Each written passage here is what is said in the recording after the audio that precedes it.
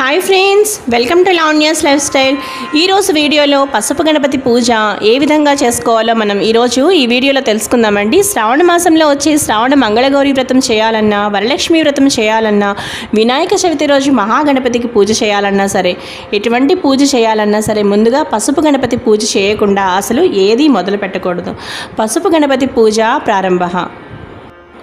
ఇంటిలో ఈశాన్య మూలలో స్థలమును శుద్ధి చేసి అలికి బియ్యపు పిండితో గాని రంగుల చూర్ణములతో గాని ముగ్గులు పెట్టి దైవస్థాపన నిమిత్తమై ఒక పీటను వేయాలి. పీట మరీ ఎత్తుగా కానీ మరీ పల్లముగా కానీ ఉండకూడదు. పిదప ఆ పీటకు కూడా చక్కగా పసుపు రాసి కుంకుమతో బొట్టు పెట్టి బియ్యపు పిండితో ముగ్గు వేయాలి. సాధారణంగా అష్టదళ పద్మాన్నే వేస్తారు. పూజ చేసేవారు తూర్పు ముఖంగా కూర్చోవాలి. ఏ దైవాన్ని పూజించబోతున్నారో ఆ దైవం యొక్క ప్రతిమను కానీ లేదా చిత్రపటమును కానీ ఆ పీటపై ఉంచాలి. ముందుగా పసుపుతో గణపతిని తయారు చేసి పసుపును సుమారు అంగుళం సైజులో త్రికోణ ఆకృతిలో ముద్దగా చేసి దానికి కుంకుమ బొట్టు పెట్టి పిదప ఒక పళ్ళెంలో కానీ లేదా ఒక తమలపాకు నుంచి అందు పసుపు గణపతి నుంచి అగరవత్తులు వెలిగించాలి.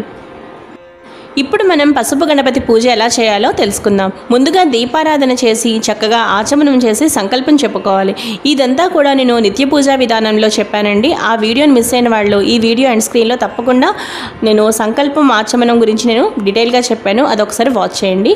దాని తర్వాత లఘు పూజగా మనం చక్కగా పసుపు కుంకుమ గంధ అక్షతలతో అలాగే నానావిధ పరిమళ పత్ర పుష్ప గంధాక్షతలతో చక్కగా ఓం మహాగణాధిపతయే నమః అని చెప్పుకుంటూ పూజను ప్రారంభించాలి. చక్కగా ఆ విధంగా అన్నీ, ఒకవేళ మీకు మంత్రాలు రాకపోయినా సరే చక్కగా ఓం మహాగణాధిపతయే నమః అనే ఒక చిన్న మంత్రం చెప్పుకుంటూ మీరు చక్కగా గంధాక్షలతో పూజించుకుంటూ అలాగే పసుపు కుంకుమ వేసుకుంటూ వినాయక స్తోత్రం తప్పకుండా చదువుకోవాలి. అలాగే చక్కగా ధూప దీపాలు కూడా ఒక్కసారి పసుపు గణపతికి చూపించి నైవేద్యంగా బెల్లం ముక్క అలాగే అరటిపళ్ళు నైవేద్యంగా పెట్టాలి. తర్వాత తాంబూలం పెట్టాలి.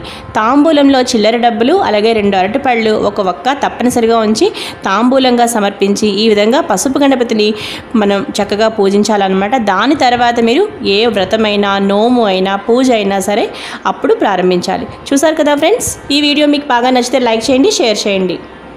అలాగే మరిన్ని వీడియోస్ కోసం లావణ్యాస్ లైఫ్ స్టైల్ ఛానల్ని తప్పకుండా సబ్స్క్రైబ్ చేసుకోండి. అలాగే మరిన్ని డివోషనల్ వీడియోస్ కోసం ఎన్నో పూజా విధానాల కోసం ఎన్నో వీడియోస్ కోసం చూస్తూనే ఉండండి లావణ్యాస్ లైఫ్ స్టైల్.